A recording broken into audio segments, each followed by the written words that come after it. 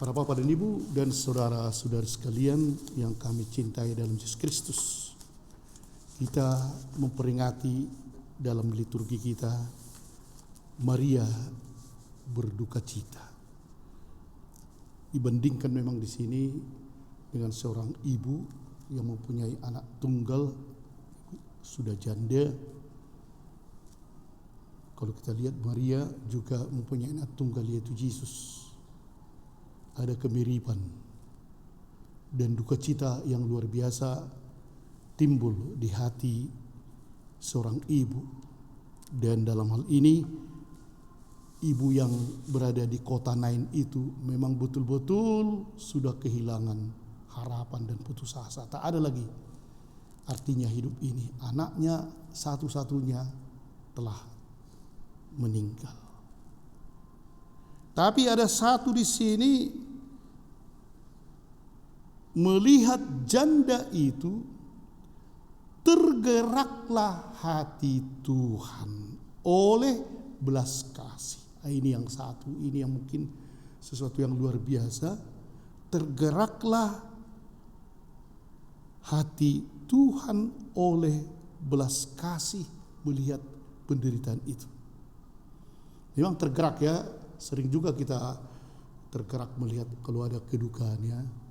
Karena itu kalau kita, apalagi ibu-ibu, kalau ikut melayat ada orang meninggal, walaupun mungkin tidak dikenal, hanya kenal gitu-gitu aja, bisa itu menangis. Tergerak hatinya melihat mungkin yang berduka itu menangis, wah, tergerak. Banyak hati kita tergerak. Melihat orang miskin, hati kita tergerak. Melihat orang yang menderita, hati kita tergerak. Tapi ya hanya tergerak. Ada, saya kenal itu seorang dokter yang terkenal di Medan ini juga.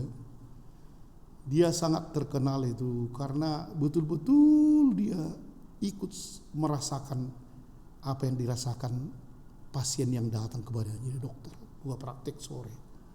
Jadi semua orang tahu, wah kalau ke dokter itu ayo kita pergi. Tapi lama-lama ditinggalkan dokter itu. Kenapa? Memang ketika memeriksa dokter itu betul-betul bagaimana penyakitmu. Oh ini dokter, aduh ya harus hati-hati kau ya. Kalau ini begini nanti, sudah 3 hari ini aku begini. Kadang-kadang ikut dia menangis. Ikut dia menangis bersama dengan pasien itu. Tapi itulah sesudahnya datang pasien itu mengatakan, bayarannya menjadi lebih banyak pun. Jangan-jangan pura-pura menangis itu. Akhirnya ditinggalkanlah dia kan. Ikut dia, tergerak, tapi begitu saja. Bayarannya tambah karena mungkin bayaran menangis. Pada hari ini justru Yesus tadi, kalau kita lihat, kadang orang itu yang memintakan, aku bantulah anakku sakit, katanya kepada Yesus. Atau, anak Daud, dipanggil dia untuk menyembuhkan. Banyak hal seperti itu kan. Lazarus meninggal, dia pun dipanggil, hidupkanlah. Kalau ini Yesus sama sekali tidak dipanggil.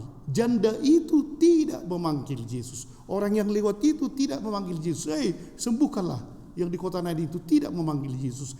Tapi kemudian hanya dengan melihat hati Yesus tergerak oleh belas kasih, dan kemudian dihampirinya, dan usungan jenazah itu kemudian disentuhnya. Berbuat, sesudah tergerak dia pergi mendekati usungan itu dan disentuhnya usungan itu. Apakah hanya disentuh? Tidak. Akhirnya kekuasaannya sebagai Mesias, sebagai Tuhan diungkapkannya di situ di hadapan orang, sambil juga menunjukkan kepada manusia bahwa dia itu adalah Mesias.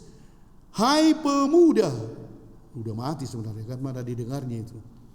Tapi begitulah dikatakannya, hai pemuda, aku berkata kepadamu, bangkitlah. Dan bangkit. Kemudian diserahkannya kepada ibu.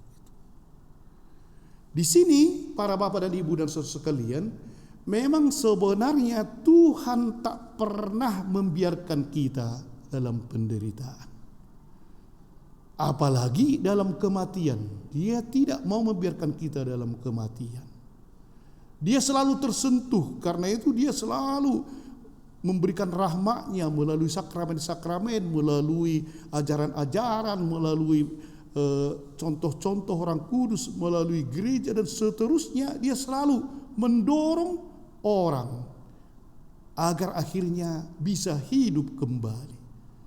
Mungkin pemuda ini kita katakanlah dia mati secara fisik, tapi banyak pemuda yang sekarang mati secara psikis, yang ganjan lah, yang tak sekolah lah, yang entah apa ya, banyak yang sudah sebenarnya dia hidup tapi sudah mati. Atau kita ini mungkin begitu-begitu saja hidup, tapi tak ada lagi yang mau dibuat acu tak acu di dalam kehidupan ini. Disinilah Yesus datang. Ya. Situasi ibu seperti ini sebenarnya banyak di tengah-tengah kita. Banyak situasi seperti ini. Terlebih mungkin dengan kita mengalami COVID ini. Ya. Yesus sebenarnya tergerak oleh belas kasih, tergerak. Dia sudah mendatangkan vitamin. Tadi Pak Rahim, terima kasih Pak Rahim, sudah mengirim vitamin kepada Radio Maria. Masker lagi, ada lagi seorang ibu tadi, Bu Dona, mengirim makanan ke Radio Maria. Karena itulah yang digerakkan oleh Tuhan, tergerak hati. Tapi inilah para bapak ibu dan saudara sekalian, kita ini kadang-kadang lupa.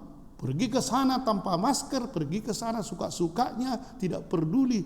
Sehatnya aku, mungkin kita sehat, tapi orang lain kita buat sakit. Sebenarnya Tuhan itu mungkin prihatin, kenapalah manusia-manusia ini.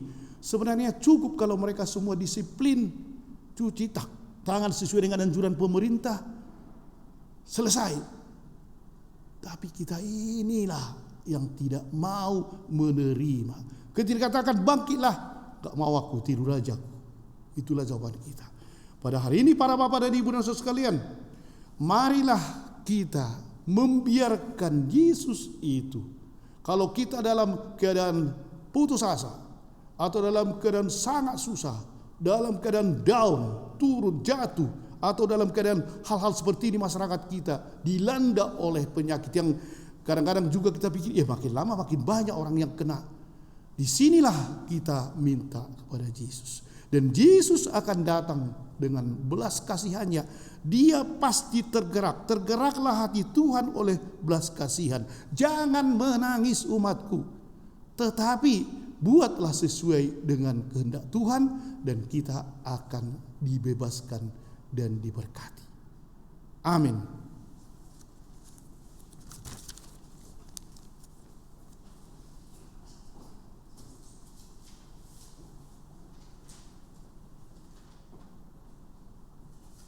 Mari kita membacakan doa permohonan agar belas kasihan Tuhan menghilangkan virus corona ini dari tengah-tengah kita.